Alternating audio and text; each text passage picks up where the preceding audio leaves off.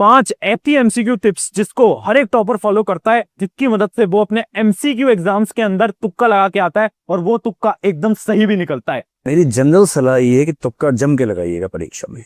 चलिए, समझ में नहीं आ रहा है कि कौन सब्जेक्ट का है, उस पे तुक्का नहीं लगाना। पर मैं कोई नॉर्मल एमसीक्यू ट्रिक्स की बात नहीं कर रहा हूँ। ये आंख बंद करके ABCD में से किसी को भी मार्क कर दो। सर वो तो तुक्का लगा के आ रहा हूँ तो पूरा तो नहीं, ये कुछ ऐसी साइंटिफिक टेक्निक्स हैं जिसकी मदद से आप अपने एग्जाम के हर एक एमसीक्यू को अटेम्प्ट करके आ सकते हो और वो एमसीक्यू का आंसर एकदम सही तरीके से मार्क भी कर सकते हो। सो हाय एवरीवन, मेरा नाम है Prashant, mentor of thousands of students. देखो, अगर आज आप ये सोच के आए हो कि मैं कुछ आपको जादू मंत्र बता दूंगा, मैं आपको कुछ ऐसी तुक्का स्ट्रेटेजी बता दूंगा जिससे कि आप बिना पढ़े टॉपर बन जाओगे, ऐसा तो पॉसिबल नहीं है। अगर आप ये सोच के आए हो, इस वीडियो को छोड़ सकते हो, क्योंकि आज मैं आपको साइंटिफिक एमसीक्यू ट्रिक्स बताने वाला हूं। ये कुछ ऐसी साइंटिफिक टेक्निक्स है ना जो कि हर एक टॉपर फॉलो करता है। यहां पर मैं आंख बंद करके तुक्का लगाने के लिए नहीं कह रहा हूं कि बी लगाओ, सी लगाओ, डी लगाओ, ये नहीं कह रहा हूं मैं बोल रहा हूं कैसे आप ऑप्शंस को एनालाइज करके अपने दिमाग से इन टेक्निक्स को फॉलो करके किसी भी एग्जाम को बहुत आसानी से क्रैक कर सकते हो। आप किसी भी एग्जाम की बात कर लो, चाहे बोर्ड एग्जाम हो, अब तो बोर्ड एग्जाम के अंदर भी एमसीक्यू आते हैं, स्कूल लेवल एग्जाम के अंदर भी एमसीक्यू आते हैं, जेई, नीट, यूपीएससी सबके अंदर एमसीक्यू आते हैं और हर एक टॉपर इन टेक्निक्स को फॉलो करता है। तो चलिए स्टार्ट करते हैं। सबसे पहले हम ये देखते हैं कि 3 टाइप के हमारे क्वेश्चंस होते हैं। पहला टाइप क्या है? पहले टाइप के वो क्वेश्चंस होते हैं जो कि हमें बिल्कुल अच्छी तरीके से आते हैं, वो तो आपको पता ही है। कुछ क्वेश्चंस ऐसे होते हैं जो कि आपको आते हैं, कुछ क्वेश्चन ऐसे होते हैं जो कि आपको नहीं आते, और कुछ क्वेश्चन ऐसे होते हैं जो कि आपको कंफ्यूज करते हैं, जिसमें आपको लग रहा है कि आंसर ए भी हो सकता है यार, बी भी हो सकता है, सी भी हो सकता है, बट मैं कंफ्यूज हूं, मुझे याद तो है बट मैं कंफ्यूज हूं, है ना। अब देखो, जो आपको आते हैं वो तो आप आराम से टिक करके आओ, बट ये जो 2 पार्ट है ना, ये जो 2 क्वेश्चन है ना, इन दोनों के अंदर आप तुक्का स्ट्रैटेजी को यूज करके आओ, आप साइंटिफिक गेस को यूज करके आओ। पता कैसे? अभी बताते हैं। चलिए स्टार्ट करते हैं। हमारी टिप नंबर 1, पहला है हमारा एलिमिनेशन मेथड। एलिमिनेशन मेथड के 3 पार्ट्स होते हैं, तीनों पार्ट समझाऊंगा।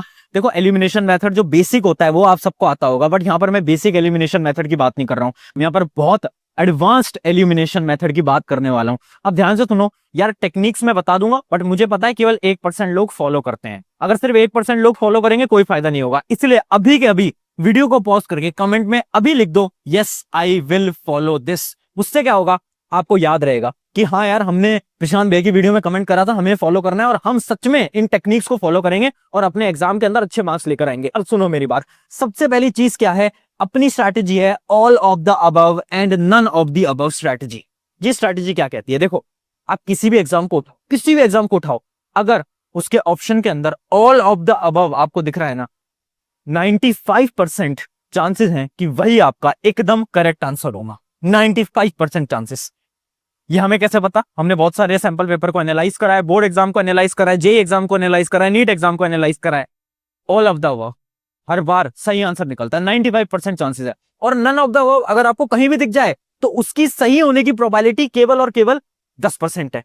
जब भी आपको नन ऑफ द अबव दिखे तो उससे दूर हट जाना, है ना, क्योंकि बहुत कम चांसेस है कि वो आंसर हो पाएगा। चलिए अब बढ़ते हैं, ये तो बहुत ज्यादा बेसिक एलिमिनेशन टेक्निक थी, अब बढ़ रहे हैं थोड़ी एडवांस एलिमिनेशन टेक्निक के अंदर, और ये बहुत ज्यादा इंपॉर्टेंट है। देखो, अपनी एलिमिनेशन टेक्निक के अंदर है रिमूव एक्सट्रीम वैल्यूज। एक एग्जांपल से समझाता हूं, बहुत इंपॉर्टेंट एग्जांपल है, ध्यान से देखना। देखिए, जैसे कि एक सवाल है, आप देख सकते हो ये इसके ऑप्शंस हैं, ये है ऑप्शन ए, ये ऑप्शन बी, ये है सी, ये है डी। ए ऑप्शन है 0, बी है 27, सी है 37, ए है अपना 102। अब आपको क्या करना है, जब भी आप एक क्वेश्चन को पढ़ोगे ना, तो उसकी जो एक्सट्रीम वैल्यूज है ना, उसके ऑप्शन की जो एक्सट्रीम वैल्यूज है उनको हटा दो। जैसे कि इसकी एक्सट्रीम वैल्यूज क्या है, एक है 0, एक है 102, इन दोनों को हटा दो। आंसर हमेशा 27 और 37 में से होने वाला है। अब आप सवाल करोगे भैया ये क्या लॉजिक हुआ? लॉजिक बता रहा हूं। हर एक टीचर जो कि आपके एमसीक्यूज को बनाते हैं ना, वो कुछ ऑप्शन को ऐसे बनाते हैं कि बच्चा देख के उस ऑप्शन को तो हटा दे, है ना, उसको तो टिक ही ना करके आए। आपके पेपर को आसान बनाने के लिए किया जाता है। तो जब भी आपको एक्सट्रीम वैल्यूज दिखे, जैसे कि एक और एग्जांपल देखते हैं, 1 2 4 19, एक्सट्रीम वैल्यू कौन सी है? 19, तो आंसर 19 तो कभी नहीं होगा, कभी नहीं होगा, 1 2 4 में से होगा। हम क्या कर रहे हैं, हम एलिमिनेट कर रहे हैं। जो हमें लग रहा है ना यार ये तो नहीं हो सकता, उसको एलिमिनेट करो। अब आप इन 3 में से कोई भी एक को गेस कर सकते हो या फिर आप सॉल्व कर सकते हो। इससे क्या हुआ, आंसर सही होने की प्रोबेबिलिटी हमारी सही हो गई। ठीक है, यहां पर मैं कोई तुक्का नहीं बता रहा हूं यार, ये बहुत ज्यादा साइंटिफिक चीज है। एक्सट्रीम वैल्यूज को हमने हटा दिया। अब बढ़ते हैं तीसरी एलिमिनेशन स्ट्रेटेजी, जो कि है सिमिलर आंसर ट्रिक। देखिए, टीचर्स क्या करते हैं, टीचर्स आपको कंफ्यूज करने के लिए ऑप्शंस में सिमिलर ऑप्शंस डालते हैं और वो जो सिमिलर ऑप्शंस होते हैं ना, वही आपके करेक्ट आंसर होते हैं। समझ नहीं आया? चलिए एक एग्जांपल से समझते हैं। देखिए, जैसे कि ऑप्शंस हैं 5, 10, -5, 17। आपको 3 ऑप्शन दिख रहे हैं। अब ध्यान से देखना, 90% से ज्यादा चांसेस हैं इसका जो सही आंसर है वो या तो 5 होगा या तो -5 होगा। पता है क्यों? क्योंकि ये दोनों सिमिलर ऑप्शंस हैं। ये दो तो कट कर दो, इन दोनों में से तो आंसर होगा ही नहीं। सारे एग्जाम्स को आप एनालाइज करोगे, आप देखना जितने भी सिमिलर आपके ऑप्शंस होते हैं हमेशा आंसर वही होता है। क्यों किया जाता है? क्योंकि टीचर्स आपको कंफ्यूज करना चाहते हैं। एक और एग्जांपल पे देखते हैं, जैसे एक बायोलॉजी का क्वेश्चन है, उसके अपने जो ऑप्शंस हैं वो क्या क्या है? पहला ऑप्शन है आरएनए, फिर है डीएनए, फिर है गोल्गी बॉडीज और फिर है माइटोकॉन्ड्रिया। अब 90% चांसेस है इसका आंसर आरएनए और डीएनए के अंदर होने वाला है। क्यों? क्योंकि ये दोनों सिमिलर है। एक और एग्जांपल देखते हैं, sine theta, sine square, cos square theta, minus cos theta, minus sine theta. इसमें से कौन सी दो वैल्यूज होंगी? साइन थीटा और माइनस साइन थीटा। क्यों? क्यों? क्योंकि दोनों सिमिलर है। समझ पा रहे हो? समझ पा रहे हो? हमने क्या करा, जो सिमिलर वाले हैं ना उन्हीं में से ही आपका करेक्ट आंसर आने वाला है। यह है एक टीचर का माइंडसेट। टीचर ऐसे ही पेपर को बनाता है। अब फटाफट से आगे बढ़ते हैं हमारी टिप नंबर 2 की तरफ। बट उससे पहले एक इंपॉर्टेंट चीज, बहुत सारे स्टूडेंट्स ना मुझसे एक सवाल पूछते हैं कि भैया एक बात बताओ, हमें हमारा करियर ना इंजीनियरिंग के अंदर बनाना है, हमें भी एक इंजीनियर बनना है, बट सबसे बड़ी प्रॉब्लम क्या है ना कि इंजीनियर्स ना आजकल अनएम्प्लॉयड हैं। इसका सोल्यूशन मैं आपको आज बता देता हूं, जो कि है स्केलर स्कूल ऑफ टेक्नोलॉजी। ये एक ऐसा कॉलेज है जिसके अंदर आपको लेटेस्ट पैटर्न के अकॉर्डिंग लेटेस्ट स्किल्स को पढ़ाया जाता है और सिखाया जाता है। जैसे कि AI, ML, ये जितने भी लेटेस्ट स्किल है ना जिनसे कि आपकी जॉब लगने वाली है, ये सारे स्किल आपको इस कॉलेज के अंदर सिखाए जाएंगे। सिखाएगा कौन? इनकी फैकल्टीज। कोई नॉर्मल फैकल्टीज नहीं है, ये वो फैकल्टीज हैं जो कि इंडिया के टॉप जो बड़ी बड़ी कंपनीज हैं उनके सॉफ्टवेयर इंजीनियर्स रह चुके हैं। इसके साथ साथ स्केलर के अंदर आपको 1 साल की पेड इंटर्नशिप मिलती है। सिर्फ इतना ही नहीं, सबसे अच्छी चीज क्या है ना कि स्केलर स्कूल ऑफ टेक्नोलॉजी के अंदर बहुत सारे नए नए इनोवेशंस किए जाते हैं। जैसे कि इनका एक बहुत अच्छा पार्ट है जिसको हम बोलते हैं बैच सक्सेस मैनेजर, जो कि हर एक स्टूडेंट के साथ हमेशा रहता है 24/7। और इसी सारी चीजों का नतीजा है कि 1 साल के अंदर जो स्केलर स्कूल ऑफ टेक्नोलॉजी है वो बहुत सारे स्टूडेंट्स को बड़ी बड़ी कंपनीज के अंदर प्लेस करवा चुके हैं। सारी डिटेल आपकी डिस्क्रिप्शन में मिल जाएगी। अगर आपको अपने करियर को बहुत अच्छी तरीके से बनाना है तो ये इसके लिए बहुत शानदार, बहुत बेहतरीन रहने वाला है। अब चलिए आगे बढ़ते हैं हमारे पॉइंट नंबर 2 की तरफ। तो देखिए, ये है आपकी टिप नंबर 2। स्क्रीन पे आप देख सकते हो ब्रेन सिग्नल टेक्निक। अब हम बहुत ज्यादा साइंटिफिक अंदर जा रहे हैं, एकदम साइंटिफिकली हम चीजों को समझने वाले हैं। ये जो टेक्निक है ना, ये आपके ब्रेन की टेक्निक है और ये आपको पूरी यूट्यूब पे कहीं नहीं मिलने वाली। ध्यान से सुनो, 2 मिनट मेरी तरफ ध्यान से देखना, कंसंट्रेट करके मेरी बात को सुनो। देखो, कितनी बार ऐसा हुआ है ना कि आप एग्जाम के अंदर एक एमसीक्यू को देख रहे हो और आपको याद तो आ रहा है यार एमसीक्यू कहीं ना कहीं तो देखा हुआ है, इसका आंसर मुझे आता तो है, बट आप कंफ्यूज हो। आपको लग रहा है यार आंसर ए भी हो सकता है, बी भी हो सकता है, सी भी हो सकता है, डी भी, थोड़ा बहुत कंफ्यूजन हो रही है। होता है ना ऐसा, है ना?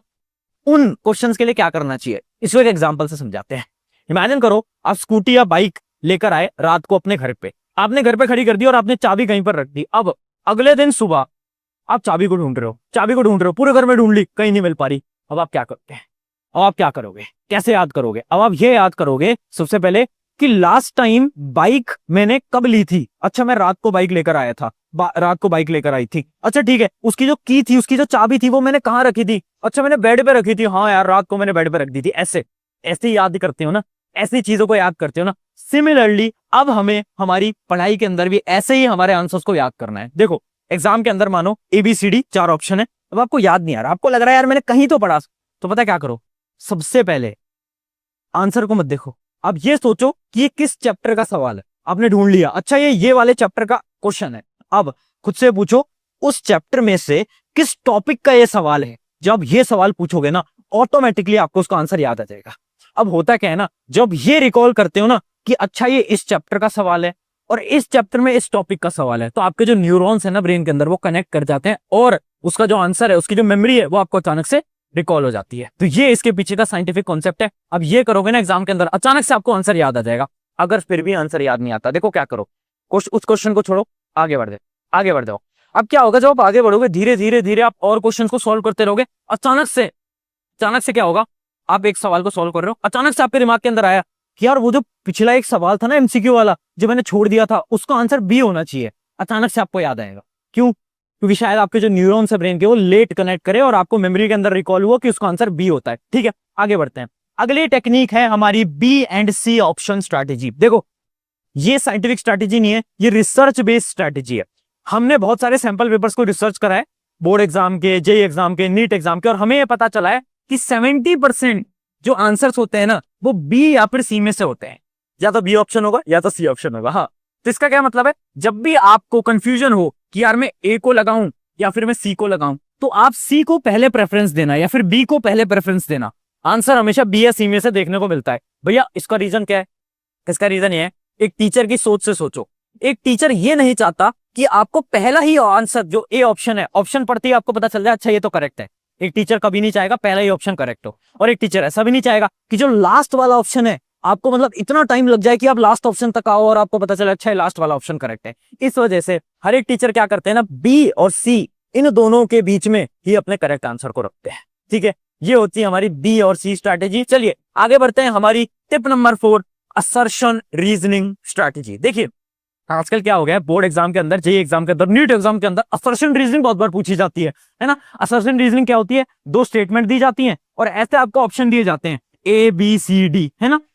जिसमें ए ऑप्शन तो ये होता है कि दोनों स्टेटमेंट सही है और जो असर्शन है और रीजन वो दोनों एक दूसरे से इंटर रिलेटेड है। दूसरा ऑप्शन ये होता है कि असर्शन रीजन दोनों सही है बट दोनों का आपसी में रिश्ता नहीं है, जो रीजन है वो उसका नहीं है। और सी और डी क्या होते हैं, असर्शन इज ट्रू और डी क्या होता है, असर्शन इज फॉल्स। है आपने इन क्वेश्चन को सॉल्व करा होगा तो आपको पता होगा एबीसीडी ऑप्शन होता है। अब इसकी ट्रिक क्या है, इसकी ट्रिक ये है 80% क्वेश्चंस के अंदर आंसर हमेशा ए या बी में से होगा। भैया ये क्या बात हुई, चलिए एक एग्जांपल से समझते हैं। जैसे कि इमेजिन करो ये दो स्टेटमेंट है। स्टेटमेंट 1 है 2 + 2 = 4 और स्टेटमेंट 2 है in addition we add 2 values, है ना। अब आपको पता है कि स्टेटमेंट 1 भी करेक्ट है, आपको पता है स्टेटमेंट 2 भी करेक्ट है ना। तो ऑब्वियसली बात है सी या डी में से तो कोई हो ही नहीं सकता, क्योंकि सी ऑप्शन क्या होता है, असर्शन गलत, और अपना डी ऑप्शन क्या होता है, रीजन गलत। तो भाई स्टेटमेंट तो दोनों सही है ना। अगर एग्जाम के अंदर कोई भी स्टेटमेंट गलत लिखी जाएगी तो बच्चे ना उसको बहुत आसानी से पकड़ लेते हैं। इस वजह से एग्जामिनर्स क्या करते हैं, हमेशा जो दोनों स्टेटमेंट होते हैं ना वो दोनों स्टेटमेंट करेक्ट ही देते हैं। 80% चांसेस है, 20% हो सकता है बट 80% चांसेस है। क्यों? अगर मैं यहां पर ये लिख देता 2 + 2 = 5 और कोई पकड़ लेता, हर एक बच्चा पकड़ लेता कि भैया स्टेटमेंट 1 करेक्ट गलत है ना, स्टेटमेंट 2 तो सही है बट स्टेटमेंट 1 गलत है, हर कोई बच्चा पकड़ लेता ना। इस वजह से स्टेटमेंट्स को करेक्ट बनाया जाता है। बस दिक्कत यहां आती है कि क्या वो उसका रीजन है या नहीं। जैसे कि एक एग्जांपल दिखाता हूं, 2 + 2 = 4 और स्टेटमेंट 2 क्या है, इन सब्सट्रैक्शन वी सब्ट्रैक्ट 2 वैल्यूज। अब देखो स्टेटमेंट तो दोनों सही है बट क्या स्टेटमेंट 2 स्टेटमेंट 1 का रीजन है? क्या इसका रीजन है? नहीं है, क्योंकि यहां पर तो एडिशन हो रहा है, यहां सब्ट्रैक्शन हो रहा है, दोनों के बीच में कोई रिश्ता है, दोनों के बीच में कोई रिलेशन है? नहीं है। तो इसका क्या मतलब है, इसका आंसर क्या आएगा, ए आएगा या बी आएगा? बी आएगा। याद रखना असर्शन रीजन की शानदार टेक्निक, 80% आंसर ए या बी में से आने वाला है। सी या डी को कभी भी टिक मत करना। अगर आपको स्टेटमेंट दिख जाए कि ये स्टेटमेंट तो गलत है तो ही फिर सी या डी में से करना। चलिए ये है हमारी 5th नंबर टिप जो कि है प्रैक्टिस। क्यों बोल रहा हूं मैं, देखो सिंपल सी बात है यार, आप जितने ज्यादा सवालों को लगाओगे उतनी ज्यादा मेमोरी आपके दिमाग के अंदर स्टोर होती जाएगी और जब आप एग्जाम के अंदर बैठोगे तो एमसीक्यूज क्या होते हैं ना, लिमिटेड ही बनाए जा सकते हैं। मान लो एक चैप्टर है या फिर मान लो एक सब्जेक्ट है साइंस, अब उस साइंस में से ना लिमिटेड ही एमसीक्यूज को बनाया जा सकता है। ऐसा तो नहीं है कि सिलेबस बढ़ जाएगा, नहीं, सिलेबस तो उतना ही रहेगा। तो आप जितने ज्यादा एमसीक्यूज को प्रैक्टिस करके जाओगे मेमोरी के अंदर उतना ही डाटा स्टोर होगा और जब एग्जाम के अंदर बैठोगे तो बहुत ज्यादा हाई चांसेस हैं कि आप उस एमसीक्यू को देखोगे और आप बोलोगे यार ये तो कहीं पढ़ा हुआ है, ये तो कहीं याद आ रहा है, ये तो कहीं देखा हुआ है ना। क्यों हो पाया? क्योंकि आपने ज्यादा से ज्यादा एमसीक्यूज की प्रैक्टिस करी थी। और यही है हमारी tip number 5, practice as many MCQs as possible. I hope इससे मदद मिलेगी और कमेंट कर दो yes I will follow this, और अपने एक दोस्त के साथ शेयर कर दो और उसको बता दो कि भाई एग्जाम पास है बट डरने की बात नहीं है। एमसीक्यू की एक बड़ी ही शानदार टेक्निक और टिप वाली वीडियो प्रशांत भैया लेकर आ गए हैं।